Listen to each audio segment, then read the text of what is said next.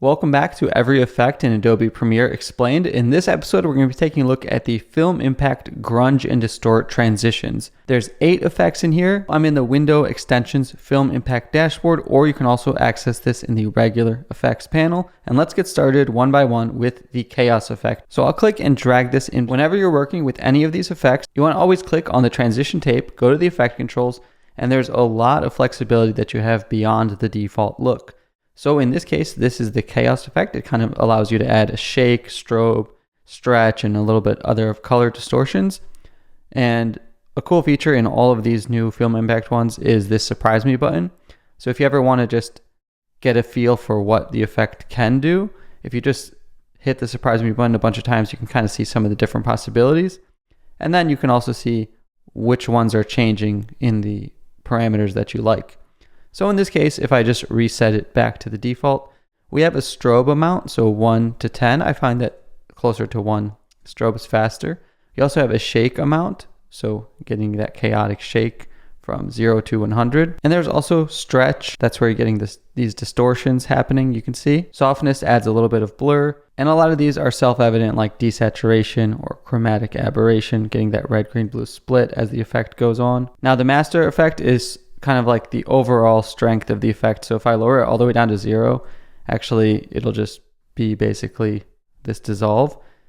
But if I increase it all the way up to 100, it'll add all those parameters. So if you went crazy and you wanted to maybe just lower it to a fraction of that, you can kind of lower the strength of the chaoticness. You also have transition timings here. So if you wanted it to start not at 0%, but I guess already halfway into the transition, you can do that for a more abrupt effect. And if you ever like the parameter that you made, you can always right click the name of the effect and click Save Preset and get your custom chaos preset. The next one is somewhat similar with Earthquake, but in this one you have a lot more focus on the wiggle amount and sort of wiggling and shake. So you have a wiggle position, scale, rotation or skew, vertical, and then softness as well for that blurriness. Vibrance as well is kind of like the saturation or the contrast of it. And if you play this one, you can get these cool shake and dissolve transitions. So there's also this dissolve time. So this is 100% dissolve throughout the entire clip. If you do less percent,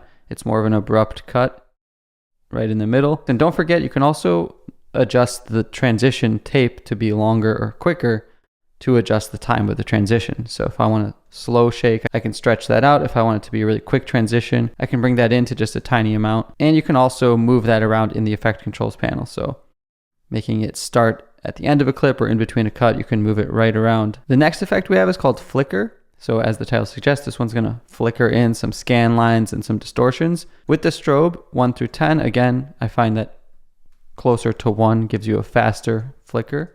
This one also has a count, so the more count, the more flickers you're going to get. Pattern is almost like the random seed that it's following. And within this flicker too, you have all kinds of rotation, shake for the flickering image that comes on the screen.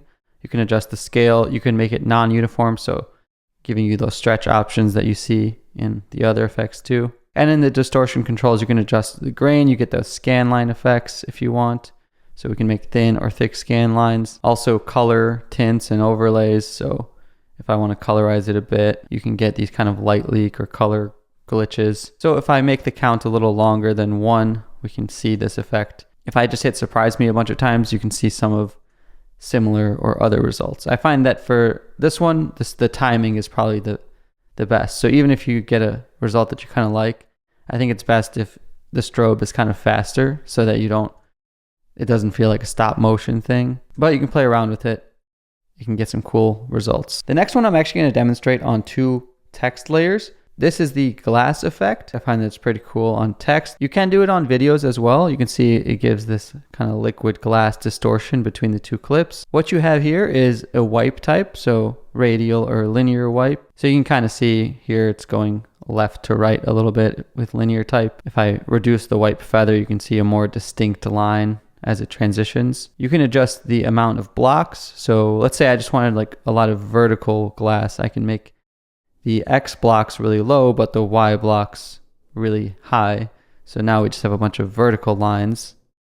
You can adjust the strength of the distortion. You can adjust the softness as well. That's kind of like the blurriness Chromatic aberration will give those red, green, blue splits. In this case, the text is white, so you're not seeing any. And here's what a radial effect would look like. So instead of linear wipe, it's kind of spreading from the center of the text as it transitions.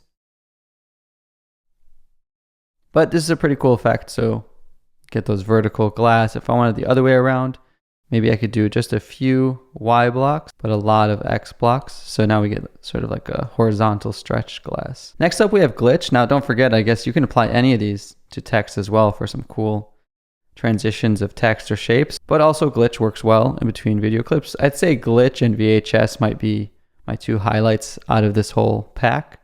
But with glitch, you get these really cool scan lines along with color glitching that's possible. So if we go to the effect control panels, we have resolution. That's super cool, I think. We can adjust the distortion, vertical or horizontal, the shake amount. If you notice, it's adding this cool highlight color. So we've got this light blue highlight color, but you can change that to whatever you want. And also you can adjust the strength of that as well. As with all of these, you have chromatic aberration giving you that red, green, blue split. You have contrast, saturation. So the middle of the transition is where all of these are going to peak. So if you're wiggling stuff around, make sure you're working towards the middle of the transition so you see what's happening. The next one we have is grunge. So this is going to apply a bit of a dirty, dark texture along with some shake and darkening as it transitions. Just like all of the other ones, you have options in this one to get different amounts of shake and strobe, so faster or slower, different X and Y wiggling, color tints. So if you wanted, let's say, a totally red out strobe, I think this can look cool, like 100% red. And the unique parameters for this one is the grunge, dirt, scratch, and vignette options. So you can adjust each of these to their own strength, the amount of grunge, the amount of dirt and scratches. You can see all those scratches appearing on the screen, the detail of it, or kind of like the strength it gets to. So I'd imagine if you're making like a scary movie trailer or something, that you can get kind of cool grungy effects for this. The next one we have is Kaleidoscope. As the name suggests, you get these really cool kaleidoscopic distortions, very After Effects-like. So in the effect controls panel here, you have piece amount. So this is 16.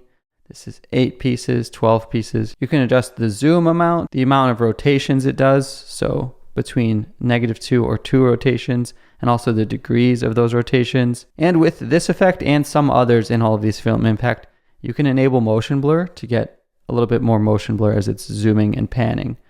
So you can get some crazy looking effects with motion blur, flashing, zooming. You can make some really wild looking transitions with these, even feeling like flashing or going through some kind of portal.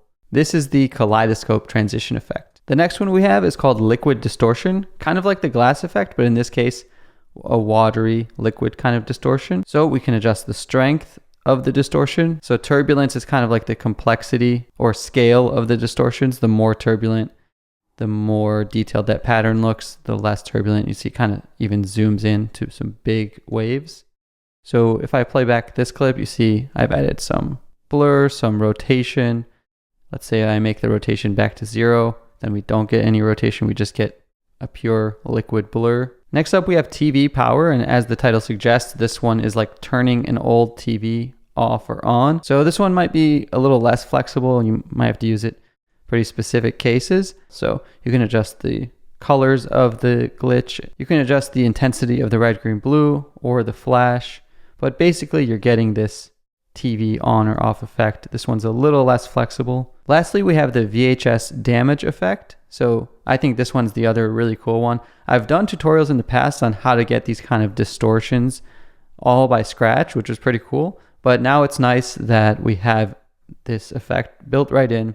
So you can get this VHS rewind or fast forward kind of distortion. And within it, you can scroll through the different pattern amount, tuning amount, so how distorted or detuned it gets, the height and length of the ramp or the distortions, kind of like the gradient, the thickness of the grain, also the desaturation that happens towards the middle of the clip, and then the vertical jump as well. So you can see at 0, there's no vertical jump. At 100, it's going to kind of jump up, kind of like rotating through the clip vertically a couple times. And don't be afraid to get creative with it. Rather than transitioning between 2 different clips, I can throw this effect on one clip just to get kind of a VHS glitch running throughout the same clip. So You can get creative even though these are just transition effects. I can make sure there's no jump or anything like that and stretch it out quite a long amount. And then I can just get this running VHS effect that's just happening on the same clip. So those are the 8 effects in the Grunge and Distort video transitions folder and some different ways to use them. In the next video of this playlist, we're going to be going over the light and blurs section, which is another really cool one. My name is Justin Odisho. This is Every Effect Explained in Premiere, a playlist I've been doing. Check out my channel for the full playlist and subscribe for more. Thanks for watching, and I'll see you in the next one.